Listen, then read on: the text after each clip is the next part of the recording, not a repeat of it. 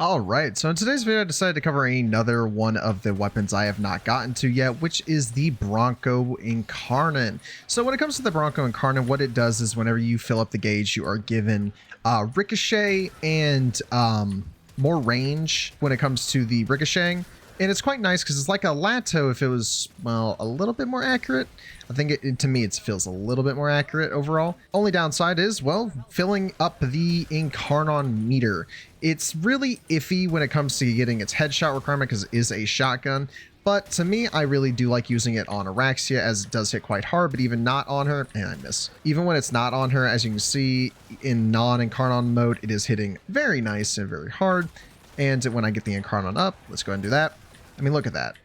Phenomenal damage, even without Araxia's 4 active, but if we have her 2 on, I mean, look at that. Amazing. Now let's add her passive again, not passive, her 4. And as you can see, even through an Xmas shield, oh my goodness, love it.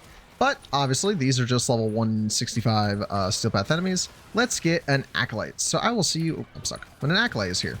All right, and we have an Acolyte spawning in. It seems we're going to be getting Violence. Not a bad one to see. So let's go ahead and proc the Incarnon, and oh, hello. I mean, that's not bad. Even whenever they disabled my 4, that's hitting very, very good. And I mean, we're using corrosive heat. No, not corrosive, sorry, viral heat on this. So even against the Takrot, as you can see, it's hitting quite nice. Especially since this is kind of a mixture mission. I mean, look at that. Hell, it seems easier to hit crits on them than it does the Scaldra. That's funny. And this is without even my 2 on. If I put my 2 on and my 4 on, let's go ahead and reproc my passive. Sorry, Incarnon. I mean, look at that. Ooh, that's maxed out with Cascadia Heat too. That's amazing. But let's head to the Simulacrum where we can go test this on some level 200 enemies. And I can also showcase the build because, well, I made 2 builds and I'm not sure which one actually got put on. I'll see you in the Simulacrum. And here we are back in the Simulacrum. So first I want to cover the evolutions, and then I'll cover the 2 builds I have made. So when it comes to the Bronco Incarnon, we are given the ability to have Ricochet and increased range on that Ricochet, as well as just the normal weapon itself. But getting to its Incarnon form is a little difficult due to the fact that it is a shotgun that has kind of for accuracy. But let's cover the evolution options. So for evolution 2, we have Speeding Bullet and a few shots. Speeding Bullet will increase your damage by 30, but whenever your sprint speed is 1.2 or higher, you're getting an increase of 60% projectile speed. But if you go within a few shots, it will increase your damage by 16. But for every 50 energy spent, you'll increase your base damage by 9 for 10 seconds, which will stack up 4 times, which to me isn't that bad. But the fact that it only stacks up 4 times, which will give us about a 36 increase in damage, isn't worth it since it is only for 10 seconds, meaning you're going to have to be on a very energy efficient Warframe to keep spamming it over and over again. So to me, I prefer Speeding Bullet. Next up is Evolution 3. Evolution 3, we're getting Kinetic Battle, Practice Grip, and Extended Volley. Kinetic Battle will give you minus 50% weapon recoil. Practice Grip will give you an increase in accuracy by 30%. And Extended Volley will increase your base magazine by a capacity of 2. To me, the first one and the second one are the best options. Practice Grip just helps you with the accuracy problem that this weapon does have, being able to get the Incarnon easier, so I picked this one. But if you like having less recoil, I understand picking Kinetic Battle. Finally, with Evolution 4, we're given Enough for Everyone, Commodore's Fortune, and Rain of Lead. Enough for Everyone give you plus 80% ammo efficiency when 6 enemies are within 6 meters. Rain of Lead will give you a plus 2 base multi-shot increasement, and then Commodore's Fortune will increase your base crit chance by 20%. To me, this is the best option because the weapon does have really good crit, being at 44% in the Incarnon form and being at 26% with just Commodore's Fortune. But Rain of Lead, I could see the argument for it, but I don't think it's necessary since you can just build into Galvanized Diffusion. Next up, I'll showcase the 2 builds. And now let's cover the builds. Now, the first build that we were using is what I call my Cannonade build. To me, this build is quite powerful due to the fact that you are getting a 300% increase in your damage. Cascadia Flare and Primed Heat to Charge are also giving you another 12%, which will stack up to 480% more damage on top of that. We got Galvanized Diffusion for Multi-Shot, Galvanized Shot for Gundition Overload. So if you have a primer, this is phenomenal. Creeping Bullseye to give us more crit chance, and then Frostbite and Pistol Pestilence to give us Viral.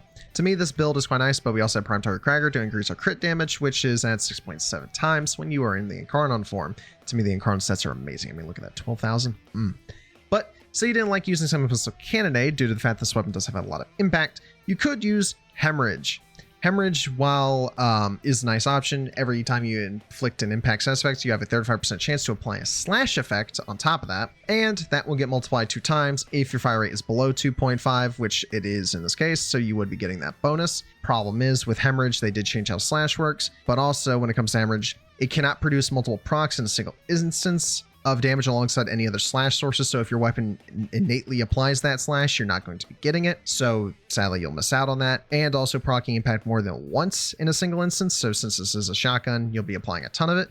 It will not allow this mod to proc more than once. So while I do see its benefits, I also see its negatives. So it's up to the person, but I think the cannonade build is better. So I will showcase it on the simulacrum enemies where they will be level 200 and in Steel Path.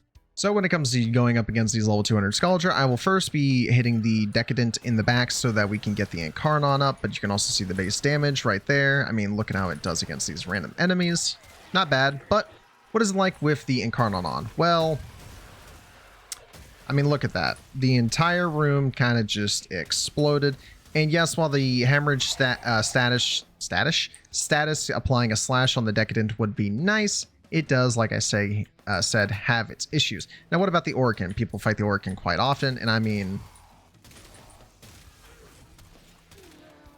that's doing its job. It's doing exactly what it's meant to be doing, and it's just bang, bang, bang. And I just saw, you see my problem with trying to get the thing up. That was one shot, and I barely got anything out of it, so that is a flaw.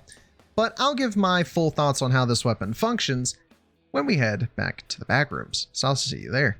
Now, I've had to give my final thoughts on the Bronco Prime Incarnon. Overall, I feel like the weapon is quite powerful and quite strong, but when you compare it to other weapons and getting their Incarnon active, like for example the Dual Toxicist or the Furus, the Sicarus, or the Despair or Lex, to me this weapon is the hardest at getting its Incarnon up because of the fact that it is a shotgun, so it has that big spread that it has to function around, and it doesn't really act like other shotgun Incarnons do, like the Strun or the Boar, where due to how many projectiles they innately have, you can't hit as much. I mean, this thing naturally has 12 multi-shot and is very like close with its spread, so it's good at getting its Incarnon up. The Boar is really good at that same exact thing due to the fact it has such a close range spread, so it just helps it out even more.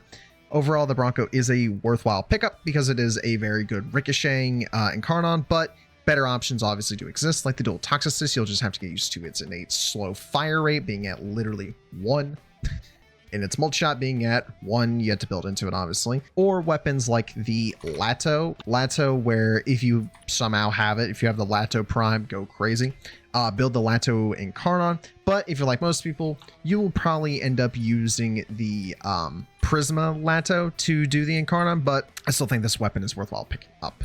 But other than that, if you guys want to see more videos like this down below, do tell me down in the comments. Tell me what other weapons you might want to see. I still have a ton of them to get through because, well, I didn't have a lot of Pathos clamps, but now with Isleweaver done and gone with, I have like 300 plus, so I am able to make all of those weapons now. So I will be able to get through all of them as long as I have them crafted, obviously. But tell me which ones you want to see down below. Like I said, make sure you guys hit that like button, do subscribe, and turn on that bell for post notification. I'm always get notified when I post a video. I love seeing the comments, I love reading them, and I do change my builds occasionally depending on what y'all do. Also, if any of y'all have a barrel, if you don't mind, throw it my way. That way I can make it. But I'll see y'all in the next one. Peace out, everybody.